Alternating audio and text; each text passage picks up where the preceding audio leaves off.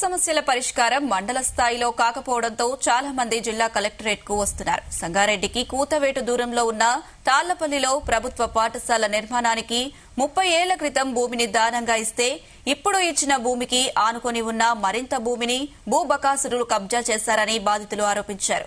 మహిళలు గట్టిగా ప్రశ్నించలేరని పరిస్థితిలో ఉండడంతో అక్రమంగా ఇల్లు కట్టడమే కాకుండా ఖాళీ స్థలాన్ని కూడా కబ్జా చేశారని ఆవేదన వ్యక్తం చేశారు. కబ్జాదారుడికి మాజీ సర్పంచ్ మద్దతు ఉండడంతో తాము ఏం చేయలేకపోతున్నామని జిల్లా కలెక్టరేట్ తమకు న్యాయం చేయాలని కోరుతున్నారు. సంగారెడ్డి జిల్లా తాళ్లపల్లిలో భూ కబ్జాపై మరిన్ని వివరాలు మా ప్రతినిధి నగేష్ అందిస్తారు. ధరణి కారణంగా అనేక మంది ఇబ్బంది పడితే భూభారతిగా మార్చి వెబ్ పోర్టల్లో భూభారతి ద్వారా సమస్యలను అయితే పరిష్కారం చేయాలని ప్రభుత్వం నిర్ణయించింది. అయితే భూభారతిలో కూడా కొంతమంది సమస్యలు పరిష్కారం కావడం లేదు. ఇప్పుడు మనం సంగారెడ్డి జిల్లా కలెక్టరేట్ దగ్గర ఉన్నాం.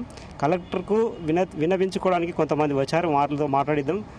మీ పేరేంటమ్మా? ఏ సమస్య మీద అసలు? నా పేరు ఉజ్వల అండి. మేము తాళపల్లి గ్రామం నుండి వచ్చాము.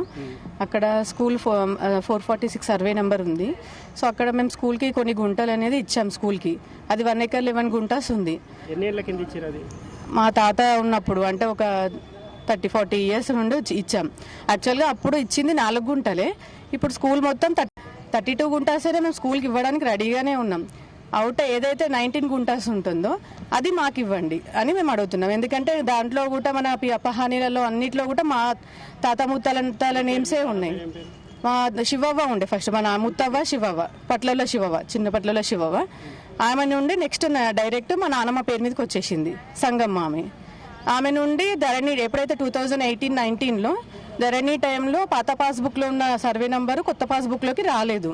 సో రాలేదని చెప్పేసి మేము ఎప్పుడు గుర్తించినామనంటే, నేను మా ఇంట్లో అయితే ఎవరు అంత తెలివైన వాళ్ళు నేనే గుర్తించాలి కాబట్టి నేను చూసిన తర్వాత అరే ఇప్పుడు ఇది ఇక్కడ ప్రాబ్లం ఉంది అని చెప్పేసి దాన్ని పట్టుకొని చాలాసార్లు అంత లోపలనే పక్కనే ఈ స్కూల్ అవుట్ సైడ్ ఎక్కడైతే 90 గుంటాస్ ఉందో అక్కడ వేరే వాళ్ళు కబ్జా చేసుకుని ఇల్లు కట్టుకోవడం స్టార్ట్ చేసిండ్రు.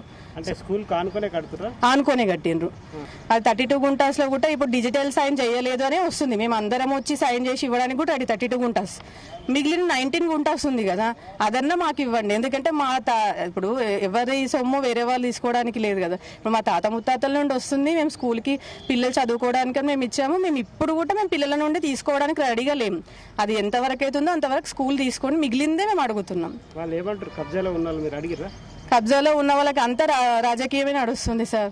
అంతా వాళ్ళదే నడిపించుకుంటున్నారు. ఇక మా దాంట్లో ఫైట్ చేసి మా ఇంట్లో అంటే ఇక నేనే ఏదైనా ఫైట్ చేయగలను. ఇక నా కలెక్టర్ మేడం మీరు కబ్జాలో ఉన్నారని అడిగారు.